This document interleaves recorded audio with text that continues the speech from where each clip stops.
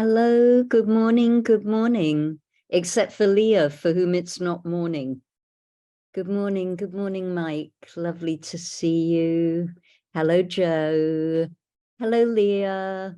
What time is it for you, Leah? It must be nighttime for you. Oh no, it's fine. It's 4 a.m. on Oh, Tuesday morning. oh my goodness. Are you devoted to Torah or are you devoted to Torah? Hello, Jeff. Devoted. Hello, Deborah. Hello, Joe. Nice to see you, Deborah. And Kathy, who that makes twice in 24 hours. That's excellent. And Marilyn came. Hi. Marilyn, just tell me once and for all, am I pronouncing you properly or are you too nice to tell me? No one ever pronounces it correctly. It is Marlon, like pronounced like in Marlon Brando. So if that helps. That will help. Thank you. I find these days that anything that gives me a hook into my memory is really, really helpful. So thank you. Hello, Randy. Hello, Judy.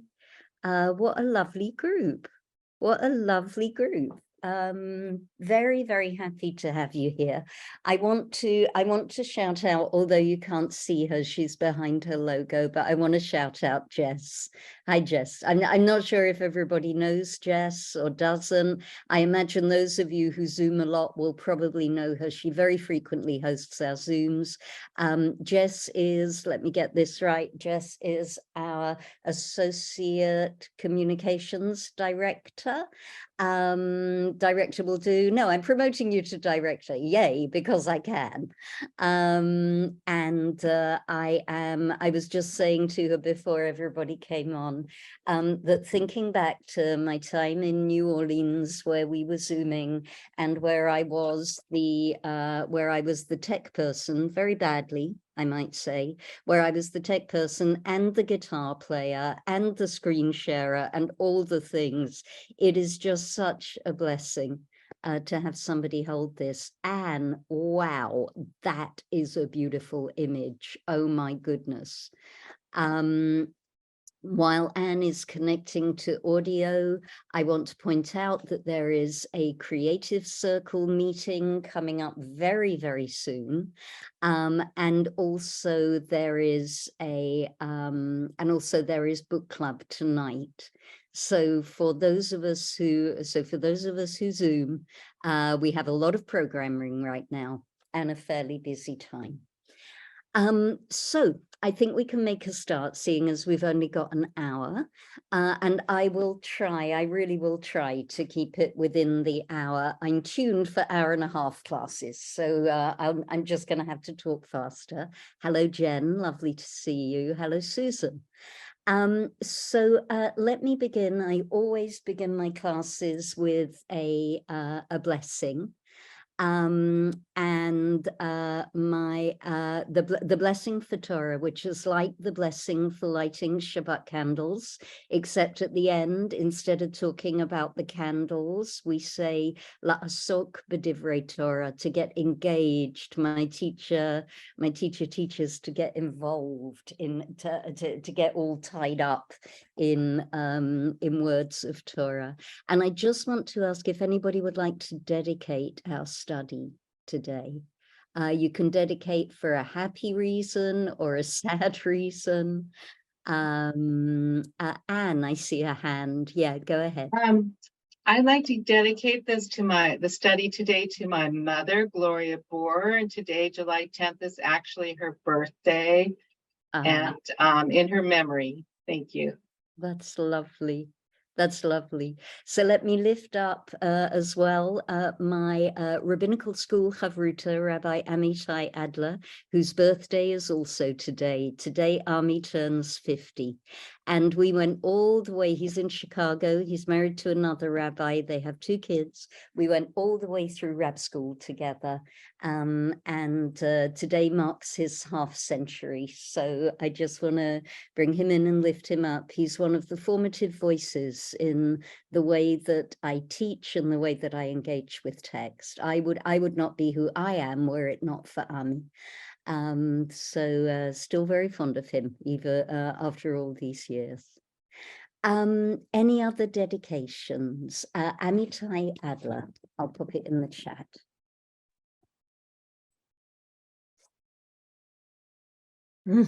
You might have heard of his mom as well. She's Rabbi Rachel Adler. Deborah, I see a dedication.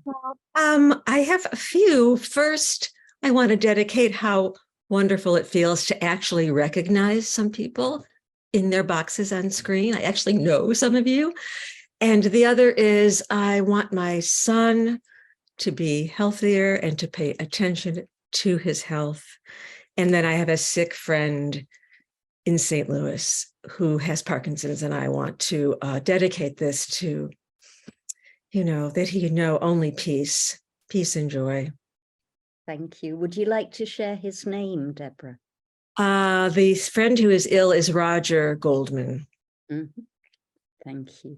Thank you. So we lift up their healing. Any other dedications for today?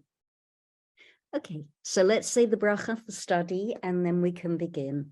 Baruch atah Adonai Eloheinu melech haolam, asher kitshanu b'mitzvotav v'tzivanu la'asok b'divrei Torah.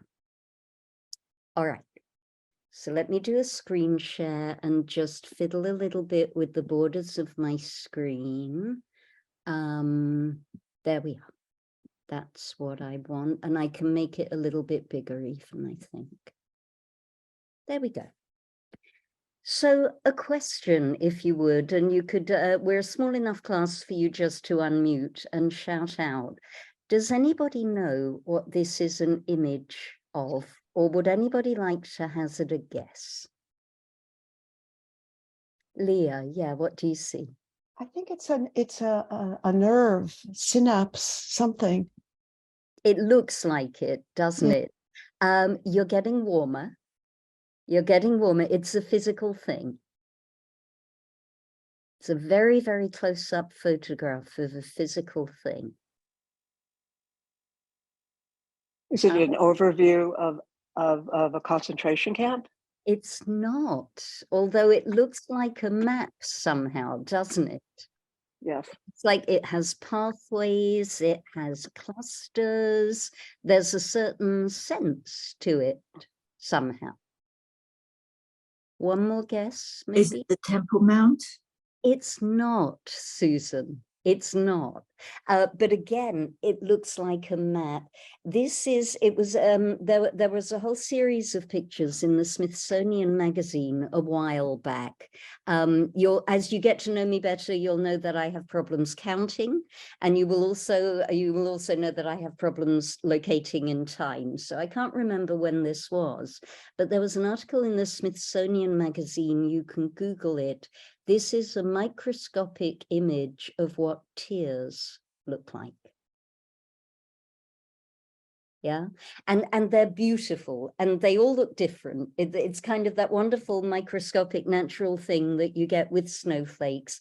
I chose this one because it looks vaguely like a map, and we are walking a particular period in the Jewish calendar. And I wanted to suggest at the beginning, this brings together both imagery of grief and imagery of journey. So let me explain what I would love to do over the course of these three classes. And let me just open up the chat line as well. What I tend to do is talk a bit and then check the chat line, and then talk a bit more and then check the chat line. So please just go ahead and drop questions and things in the chat, or pop your hand up using the Zoom function as we go through. So in the Jewish calendar at the moment, we are in the period called the 3 weeks. They tend to get referred to as the 3 weeks, like everybody should know what we're talking about here. And there is a rabbi called Alan Liu, sadly now has left the world, who wrote an iconic book about the High Holy Days with a very long title. It's called This Is Real and You Are Completely Unprepared. This is real and you are completely unprepared. And one of the things that Rabbi Lu posits, and it's a game changer of a thought, is that the High Holy Day season does not begin on Rosh Hashanah. It doesn't even begin at the beginning of the Jewish month of Elul, but it begins way back here around Tisha B'Av, around the fast of the 9th of Av. That is the true psychological beginning of the journey that we are making on the High Holy Days. And as I read it over this year, it's one of those books that I read year by year because there's always something new in it. And as I read it over year by year, I realized that what I have come more and more to think is that we can pull that deadline even earlier. If it is the case that the High Holy Days truly begin psychologically, the spiritual journey, the inner journey on the 9th of Av, then why is it not the case that it doesn't begin 3 weeks earlier in that period of 3 weeks that very specifically leads up to the 9th of Av? So that's the case that I want to try to make. You can take the girl out of the law, you can't take the law out of the girl. I still make cases. The case that I want to try to make is that the journey to wholeness actually has its genesis in the fast of the 17th of Tammuz, which was last Thursday. Now, this whole period is not a well-known period in the Jewish calendar. The 3 weeks between the fast of the 17th of Tammuz, which is a dawn to dusk fast, and the fast of the 9th of Av, which is a sunset to star rise fast, like Yom Kippur. Now, I didn't grow up with any of this, and I imagine that that might well be the same for other folks on the call.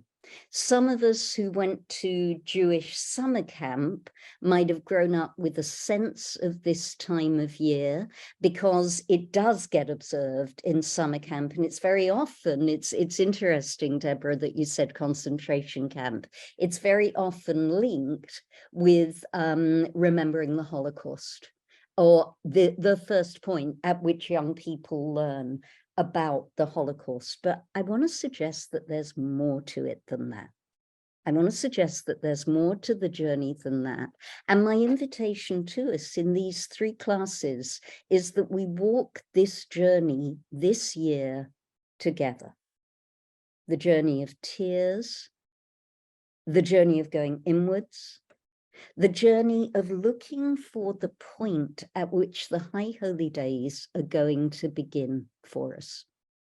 And with every class, I'm going to offer some texts from inside of and outside of the Jewish tradition. I'll make sure that copies of the text go into our ICAR box system, and I will share links. I'll find a way to share links to the text. So don't worry about taking photographs of the screen or anything like that. So let's begin with a text from the book of Lamentations. This is chapter 1, verse 3 of the book of Lamentations. Let me read this one, and then I'm going to ask for readers as we go through. This verse says, Judah has gone into exile because of misery and harsh oppression. When she settled among the nations, she found no rest.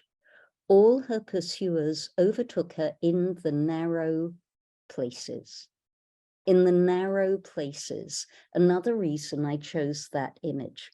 We read the book of Lamentations traditionally on the 9th of Av, which is the last day of this 3-week period. But the 3-week period in Jewish tradition is not called the 3 weeks. It's called Ben HaMitzarim, from this verse.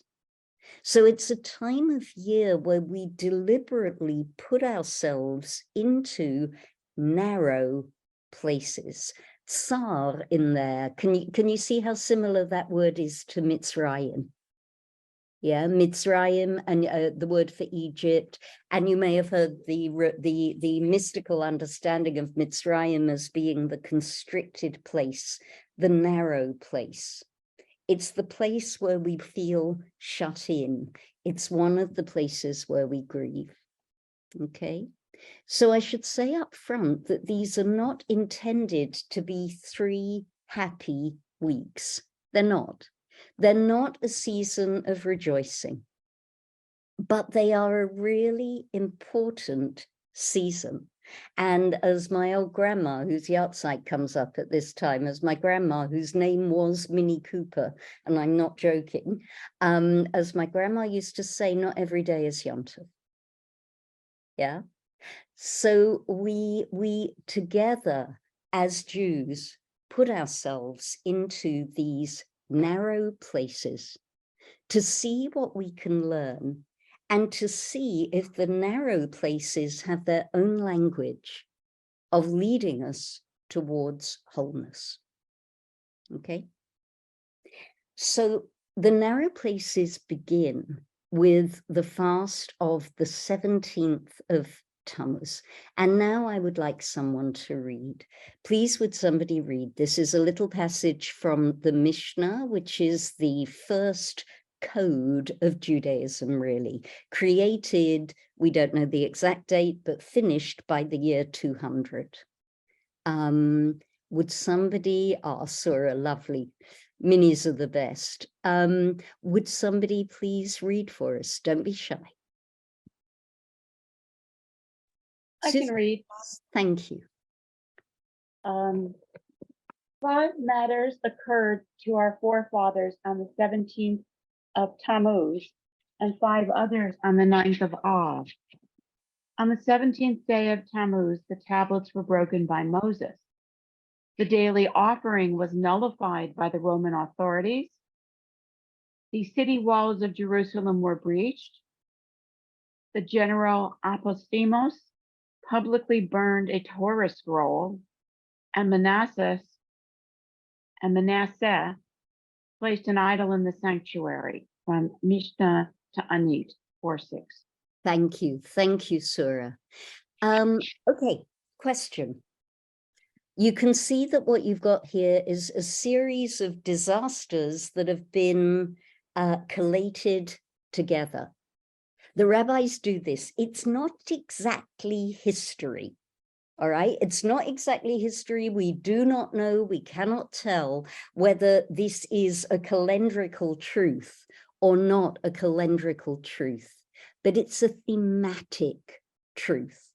That on this particular day, these 5 terrible things happened all at different times, or all in different periods of what we're now going to call Jewish history. If it's a rabbinical text, then we can say truly Jewish history.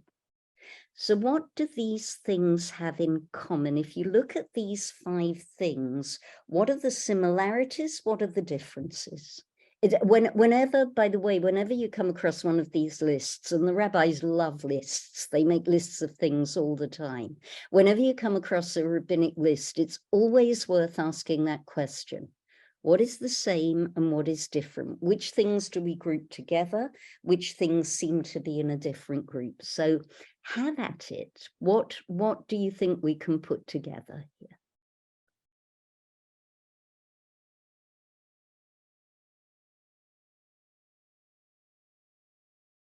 Susan, yeah. Oh, you need to unmute, Susan. There was desecration of different things. All right.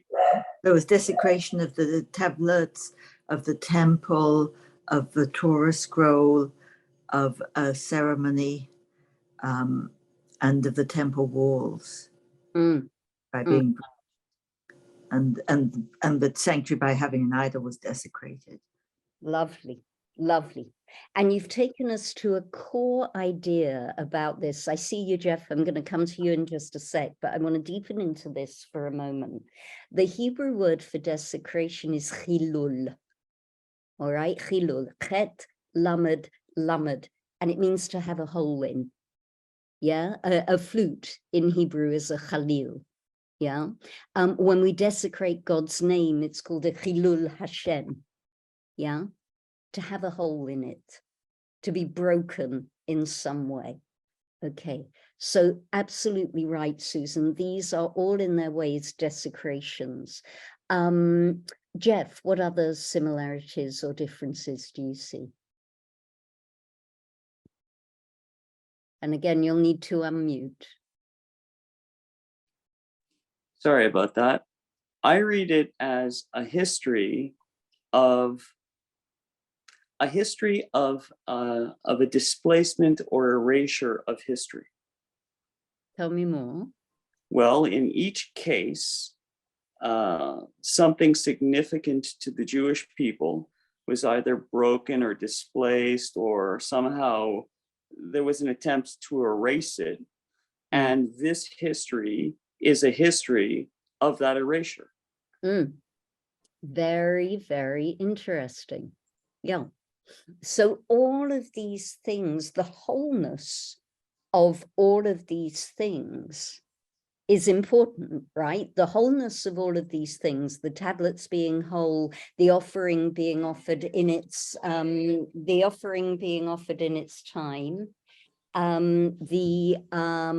the walls of Jerusalem. Apostemos, by the way, we don't know who he was, and we don't know what the scroll was that he burnt.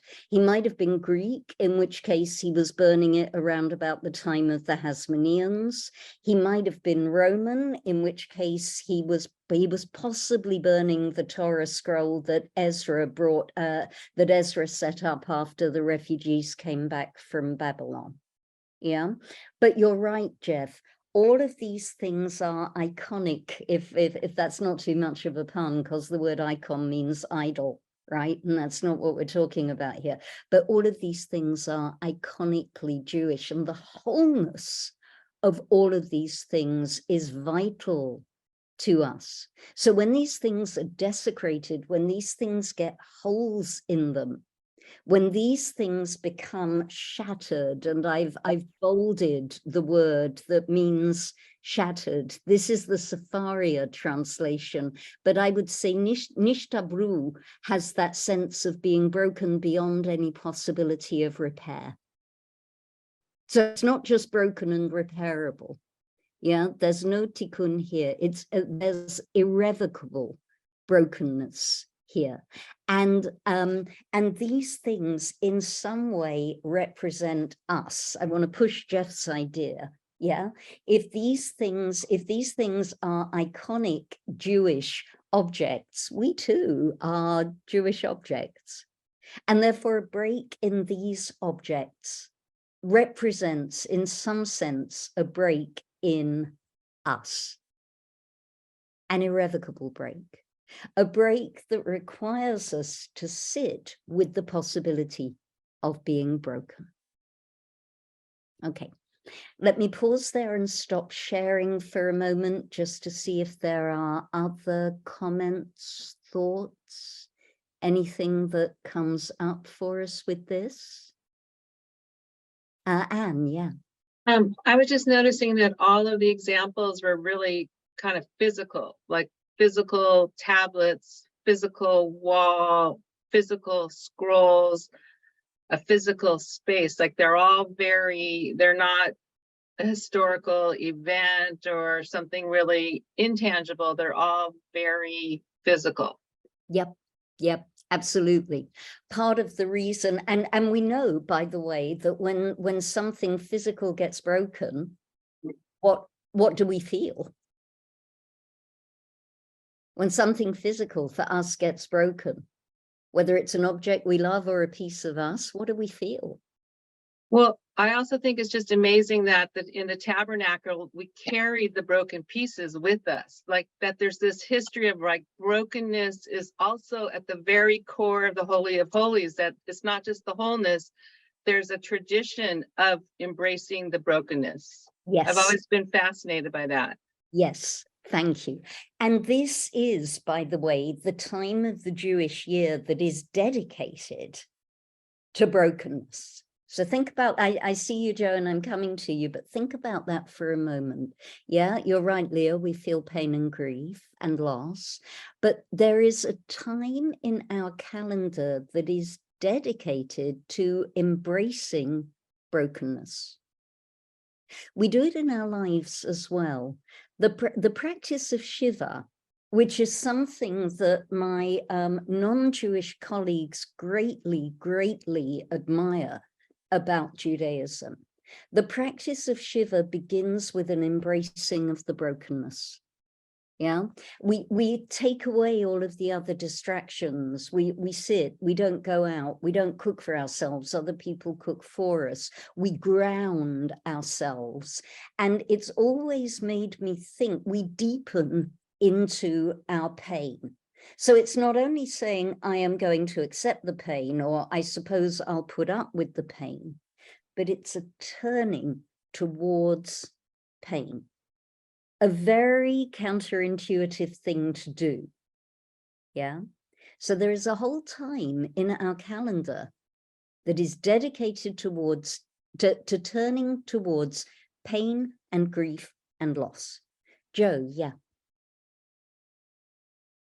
I was noticing different groupings of people. There were some named individuals. There were things that were anonymous. There were desecrations committed by Jews, created by non-Jews, some by groups, some by individuals.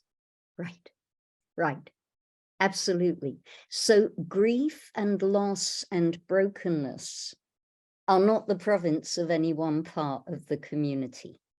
In fact, if I can bring in an idea that I asked my teacher, Rabbi Arthur Green, a question about this. You know, does he where would he place? He has a theory that essentially splits the Jewish year into two. Yeah, so the first part of the Jewish year, from Pesach to the beginning of Elul, is communal. Right? We have the communal exodus from Egypt. We have the communal revelation at Sinai. This 3-week period belongs with the communal. And then with Elul, we get more into the individual, you know, the individual exploration of the high holy days. Each individual builds their sukkah, each individual holds the Torah on Simchat Torah, and so on and so on. I might not be doing full justice to his theory. Kathy, one more question, and then I want to put one more layer on this. Yeah. Right. Yeah. Well, I'm really struck by this sort of idea of not just the brokenness, but the not repairing. And because that's really quite different. I mean, there are things that we do repair or can repair. And I guess the other is just, you know, so that sort of it brings to mind that sort of mentality of wanting to fix something, you know, that we're always told, you know, okay, don't rush to fix things. Sometimes, like you say, we need to embrace them. On the other hand, you know, maybe there are some things that can be repaired. And I wonder about that. I guess eventually the wall of Jerusalem was repaired, but not exactly, I guess. It's, you know, a few thousand years and not really repaired. So I guess that doesn't even really fit. But anyway, I just wanted to bring that up. So hold that thought, Kathy, because it's going to take us to interesting places, I think. I agree. I would be inclined to say that this is where we dedicate ourselves. This is the time of year where we dedicate ourselves to sitting with what is broken. Yeah, and we don't try to fix it, you know, no fixing, no saving, no rescuing. We turn towards it when a dentist extracts a tooth, a painful tooth, they have to push down on the tooth in order to take it out. I happen to know this personally. Yeah, so the tooth has to be pushed down on. So this is a journey downwards. This is a journey where we're actively accepting that we need to move into those narrow places, into the tracks of the tears. Yeah. Okay, that I'll invite us to continue to sit with these texts over the period of 3 weeks. And again, I'll remind us, whenever you see a rabbinic list, notice how much we got out of that exercise of looking for the sames and the different. Yeah, it's always a reliable way to deepen into a rabbinic list. But let me move us on. And I promised Susan that she could read. This is a text from a Hasidic Rebbe, known as the Ma'orinayim, Rabbi Menachem Nachum of Chernobyl. Yes, that Chernobyl, apropos things that break and don't get repaired. Susan Sessinger, where are you? Yeah. Here. Yeah. And the mountain was aflame up to the heart of the heavens, Devarim, Deuteronomy 4:11. When Moses brought down those 2 tablets, he was bringing Israel a heart to turn towards their Father in heaven. For heart and tablets mean the same thing, as it says, write them, the mitzvot, on the tablets of your heart, Proverbs 3:3. After the people made the calf, their heart was taken from them, and the inner process of teshuvah, which requires a broken heart, began, as it says, God, you will not despise a broken and crushed heart, Psalms 51:19. For if their hearts had been attuned, literally enheartened, to the Blessed One, they would not have sinned nor needed teshuvah and heartbreak. And this is what the 17th of Tammuz is about, that on the day Moses came down from the mountain, once they had made the calf, the tablets were shattered, and thus teshuvah, which needs a broken heart, was required. Meor Enayim, Rabbi Menachem Nachum of Chernobyl, 1730 to 1797, on Yitro. On Yitro, which is the 10 Commandments. Okay, so this is a very typically Hasidic way of looking at a text, okay, for a couple of reasons. The first is that the Hasidic teachers are psychologists, right? They like to look at the externals of the story and apply them to inner psychological states. But he's also doing something very, very clever here, because what were the key event, remember the first event in that midrashic text, in that Mishnaic text that we looked at just now, is that the 17th of Tammuz begins the 3 weeks. We fast on that day. Why do we fast on this day? Because it was the day that Moses broke the tablets. Okay, the backstory of Moses breaking the tablets is that that breakage expresses a much greater breach. Remember how the story went? The people were given the commandments on Mount Sinai. Moses goes up the mountain to get some more and get some more explanation, leaving the people down below. The people miscount how long he's going to be up there, or they simply can't wait any longer. For whatever reason, they break inside. They can't take it anymore. And they build an idol, this golden calf. By the way, there's an echo here, Menashe, who put the idol in the temple. Yeah, that was an idol of a calf, right? Golden calves were a very big thing in the ancient Middle East. So they build this golden calf out of their jewelry, the men's jewelry at any rate, and the tablets get broken to express Moses' reaction to that, to something that was already broken. The relationship between God and the people was already broken. So the Ma'orinayim is going to take this idea and run with it and ask, what was it that really Moses was bringing down from the mountain? Was it 2 lumps of stone with some writing on them? No, it's got to mean more than that, right? And he uses this quotation from Proverbs to stand up the idea that what Moses was bringing down was not a physical thing, but a consciousness. Yeah, I got this text from Rabbi Art Green, and that's his preferred translation of Lev. Not heart, but consciousness. Moses is bringing down for the people. Revelation offers the people a different way of engaging with everything. And they can't take it. And they break. And so the tablets that represent that new consciousness have to break. But out of that wreckage comes a possibility. What is the possibility that comes out of the wreckage?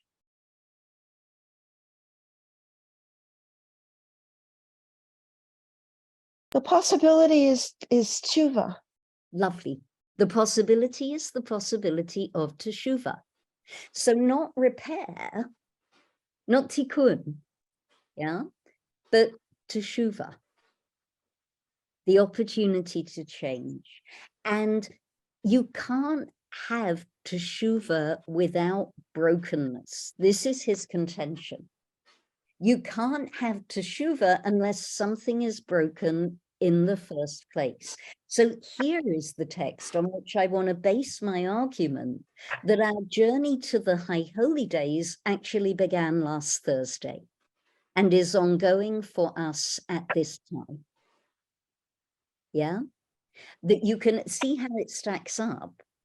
You can't have teshuva unless you have a breakage. Where is the breakage? The breakage is in the heart. How do we know it's in the heart? Because the tablets that were broken on that day represent the heart.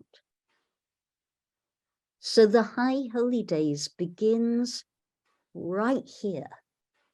And notice that he says that teshuva is required. And I want to read that expansively. I don't think this is him. I think this is me. He is saying that teshuva was required for the sin of the golden calf. I am going to say that the requirement for teshuva, our human requirement for teshuva, goes deeper than that. Teshuva is something that human beings really, really need. It's as great a need as eating or drinking, to be able to engage with our own ability to change, to do better, is something that human beings actually need. It's one of the reasons that human beings live human lives. And the opening for teshuva begins, bless you, Leah, on the 17th, bless you again, begins on the 17th of Tammuz. Okay, let me go to Jeff and then we can take more comments. This is a deep text, yeah? Jeff. I'm sorry, I'm not going to comment on the text. I'm confused about the chronology. You said that Moses comes down with the tablets, then he goes back up. No, and no. Moses is standing, this is not very well known, and I'm sorry, Cecil B. DeMille, but it looks like from a plain reading of the Bible, that Moses is standing at the bottom of the mountain when the first 10 commandments are given. Then the people say, can't take it. And Moses goes up the mountain to get the rest. Okay. The rest of what? The rest of the commandments. But there are, so he comes down with 5? He comes down with the 10. Okay, so what's he going up for? The rest. What are the rest? Another 603 from the Torah, Jeff. All of the commandments that are contained in Mishpatim, which is the Torah portion that follows Yitro. So the people receive the 10. He goes up for, you can't hear More. He goes up for more. He goes up for more, and then they build the calf. Is that correct? Or then? That's right. Okay. All right. Does that? Cecil B. DeMille's obviously ruined me, right? So it's a complicated bit of the Torah, actually, and it's more complicated because of Cecil B. DeMille. Right. right? Because we all want Moses standing at the top of the mountain when he gets when the 10 Commandments are given. But Right. he's probably at the bottom. He's probably at the bottom. But he's come back with them. He comes back down after he's got all of them. He comes back down with the first 10 written Right. on tablets. And by the way, does anybody know how the tradition, what the tradition understands those tablets to be made of? I'll give you a clue. It's not stone. Well, it's not that kind of stone. Has anyone? No, we haven't heard this midrash. Let me be the first to give you the midrash that the commandments were written on sapphire. Sapphire. Blue, precious stone. Blue like the sky. Blue like the throne of glory. Blue like the color of dreams, says the midrash. Blue like the thread in the tzitzit. Yeah, when the tablets were broken, they might have looked like that. Huh. Anne. I just wanted to share an observation. So teshuva, my understanding is returning. Right. So what I'm getting from what you're showing us here with the broken heart is like, unless there's like a dislocation, how can we return?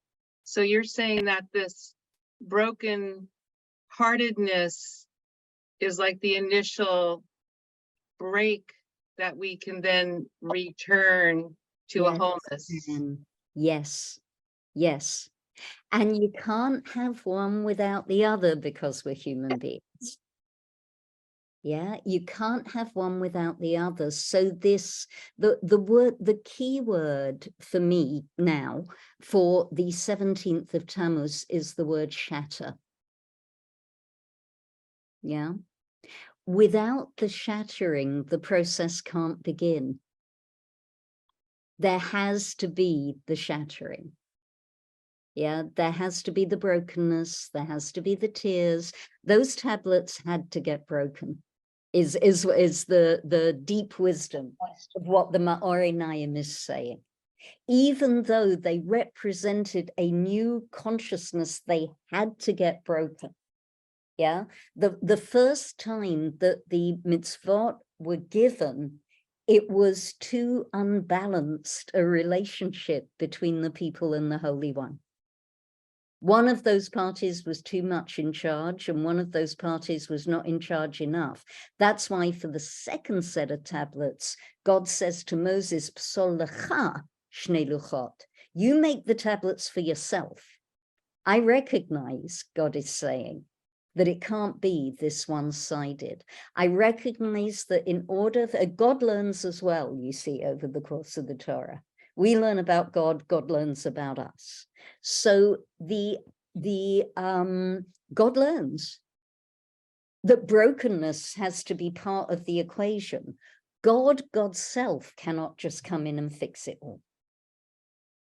It's a profound moment in the relationship between God and the people. Let me stop for other thoughts, other comments. Yes, I like that they were made of sapphire as well. Yeah. And do you see how this fits with the idea that everything has to be ruined, everything has to be blemished, everything needs to be broken? Yeah, we live, I see you, Kathy, coming to you. We live in a reality, a modern reality where we like things to be whole, right? Where we're all seeking wholeness, where we're all pursuing wholeness. Yeah, but what this is saying is the deeper truth that stuff has to be broken in order for certain processes to happen. Kathy, yeah.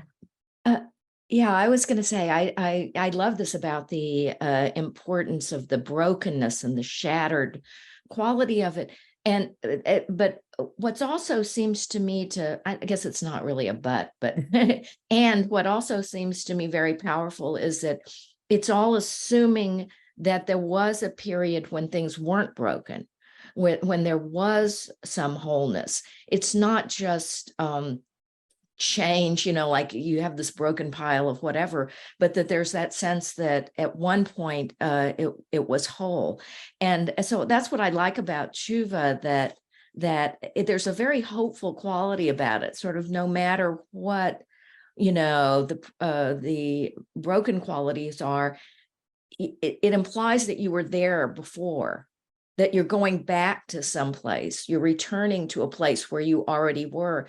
And so that seems hopeful to me, even though it is. Teshuvah contains immense hope. Immense hope. It has to. It has to, because otherwise we would be stuck in the broken. And human beings are ephemeral, right? Or human beings fluctuate all the time. It's a Rabbi Nachman idea. We go from whole to broken to whole to broken to whole to broken because we're human. I want to bring in Joe's comment in the chat. Yeah, one of the fundamental differences in this understanding between humans and God, or at least our aspirational idea of God, is that humans cannot always be perfectly whole. We aspire to wholeness. I give you Rabbi Joni Mitchell, all right? We've got to get ourselves back to the garden. But that might not happen within the frame of our human lives. And even if we get there, I want to suggest that it's the pattern is that we don't stay there. We go in and out. Leah, yeah. The garden offers the dream of wholeness, but for me, Adam and Eve were not really equipped. They weren't equipped to do tshuva. There was, I don't know the right words, I'll call it like immaturity. Mm-hmm. We needed to mature and develop before we could really break things and then potentially return to, it's a different garden that we're returning to. Beautiful, beautiful, Leah. I love that. I love that. Jeff, I see you, but if you're willing to hold just until I get to another text or two, because I'm mindful of time, or pop your question in the chat and let me sweep it up there. No, don't worry about it. That be okay? Thank you. All right. So so let me move us, hang on a sec. Let me go back to sharing and move us to another text, all right? So I promised up until now, these have been Jewish texts, but this is not a Jewish idea.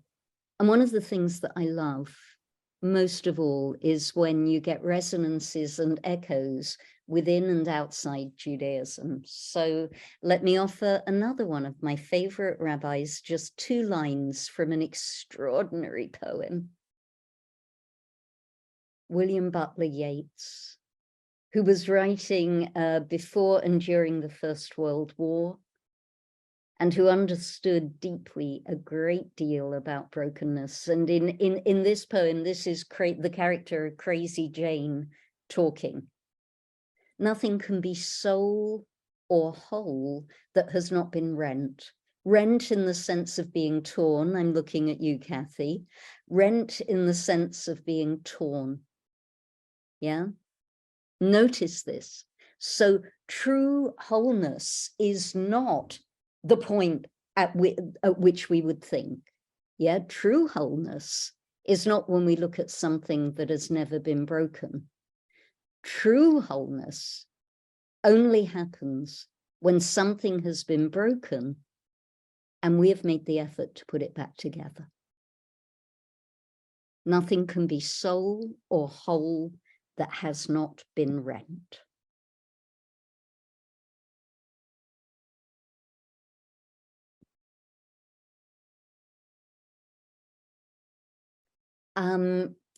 I'm seeing a question from Deborah. If the brokenness is outside ourselves, such as democracy, do we do teshuvah? Deborah, that's probably a different session. And the reason I say so is that I want to focus in this on the inner process. Yeah, I think there's a strong argument for saying, and also that's more the language of tikkun. Yeah, that's more the language of tikkun olam, that's more the language of repairing, that's more the language of action, turned towards the outside world. Yeah. So the answer I would say is yes, in a way. Yeah, but it's different. I want to focus on the inner process here.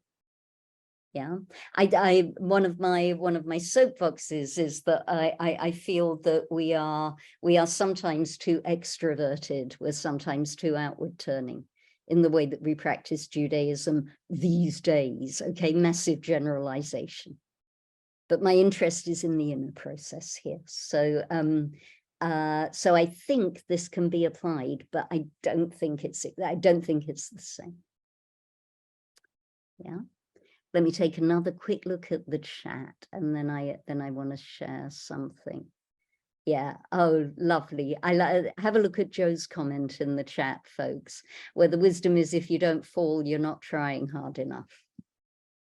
Yeah, it's true for dancing, for handstands, for all sorts of things. Emily, I see a hand.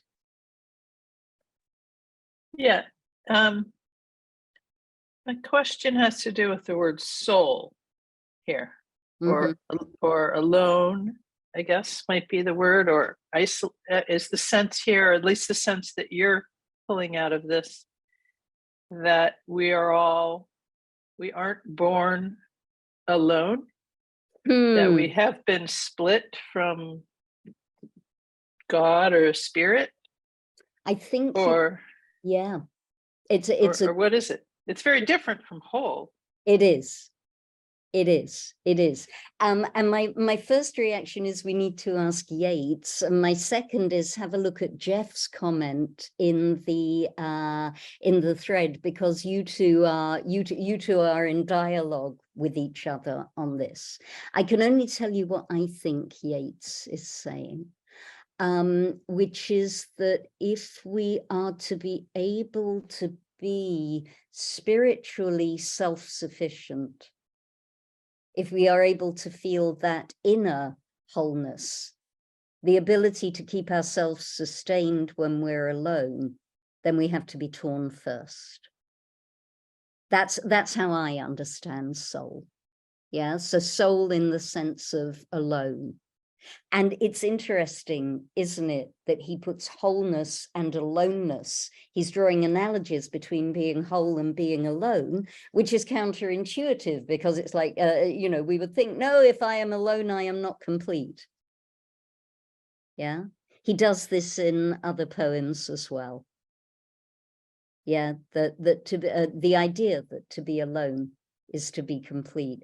And that gives me the echo of one of Rabbi Panitz's favorite things to talk about, which is the process of hitbodedut, the process of taking ourselves out to be alone and to develop our quality of inner aloneness.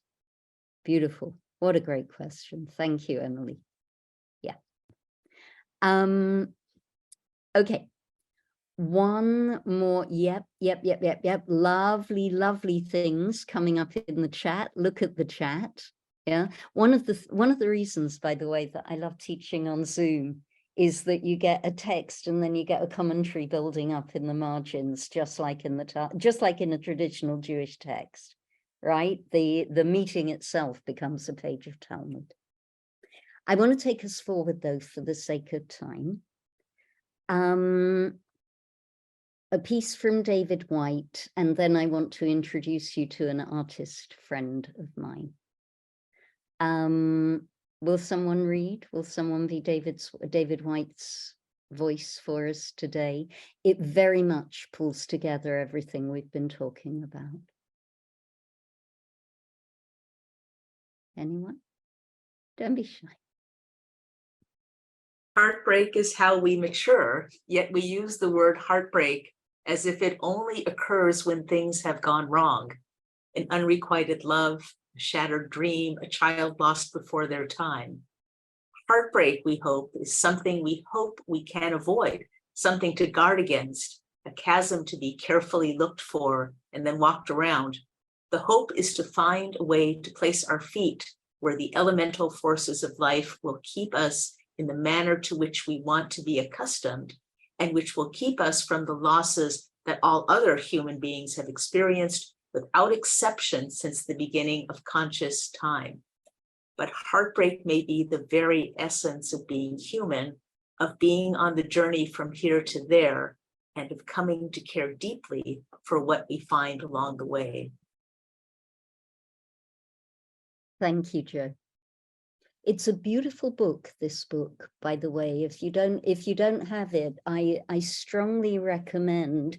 He picks, David Whyte is a poet, an English-born poet, prolific.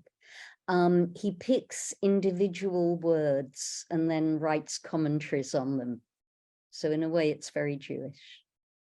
And it's a magnificent book and applies in all kinds of situations.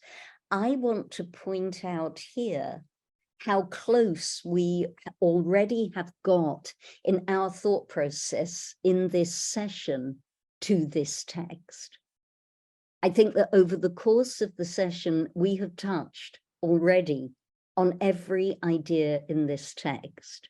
So let me just summarize that the broken heart, those broken tablets, is a fundamental human experience that we must encounter, that we must sit with, that we are paradoxically not going to be whole unless our heart has been broken.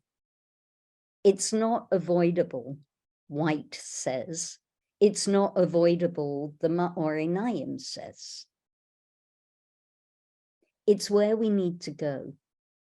And we have 3 dedicated weeks in which to make that journey for ourselves, in which to pick our image of what is shattered and our personal language for what is shattered, and to sit with it and to explore it.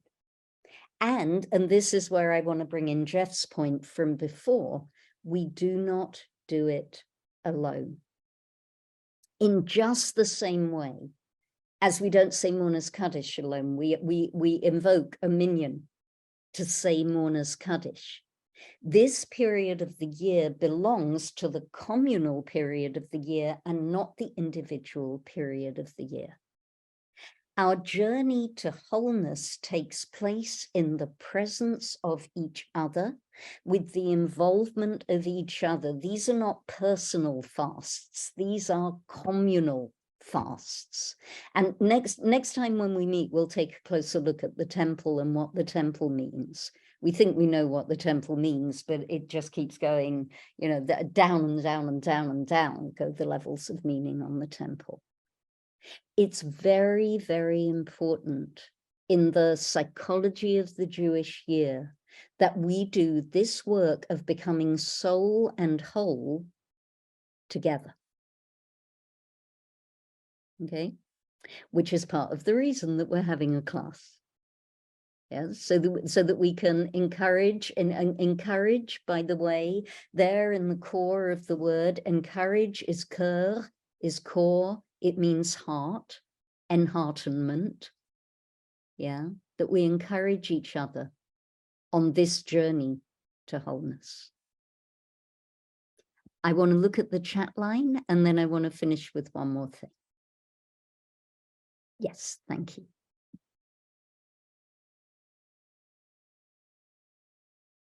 Let me introduce you to my friend, the artist Jacqueline Nichols. She has a web page and she does a great deal around brokenness. So again, David Whyte, a different book. I've not read it, I ordered it already. Georgia O'Keeffe, the artist. Georgia O'Keeffe wrote home, I got half a dozen paintings from that shattered plate. Someone else may simply have gotten a cleaning job. Now, I don't know whether my friend and my admired colleague and my rabbi through art, Jacqueline Nichols, knew of this quotation. I wrote her and asked her. But this is what she has to say. And what I will do is, there we are. Let me just offer us the opportunity quietly to read about her project for the 3 weeks.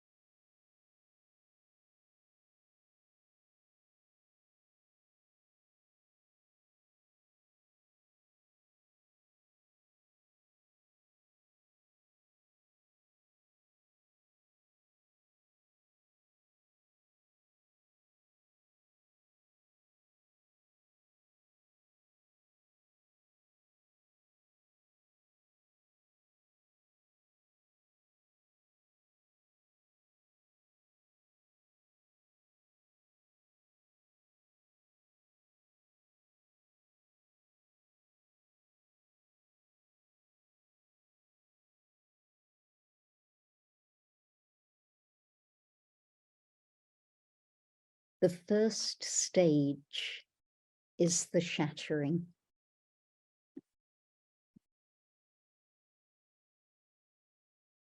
It's the 17th of Tammuz. It's the beginning of the 3 weeks. It's the work that we do together. It's work that is profoundly necessary, because through that shattering lies the way to wholeness. And it won't work any other way. The broken heart is the open door. Not through repairing it. I love the idea of repairing the cracks with gold, and it doesn't fit here, as she says. Yeah.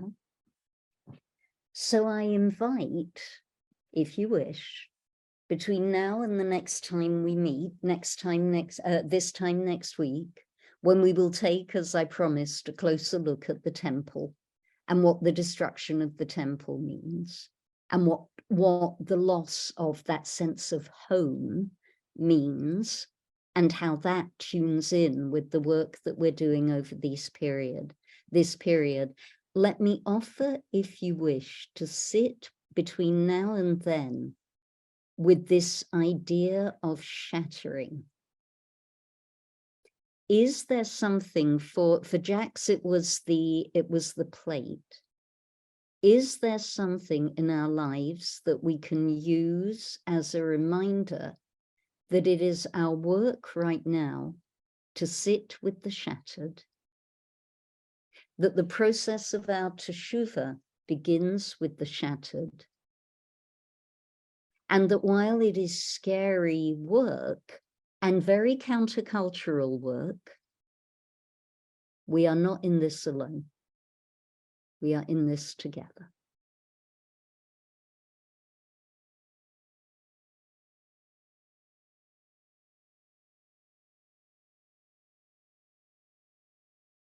Thank you so much. Thank you so much to everybody for coming.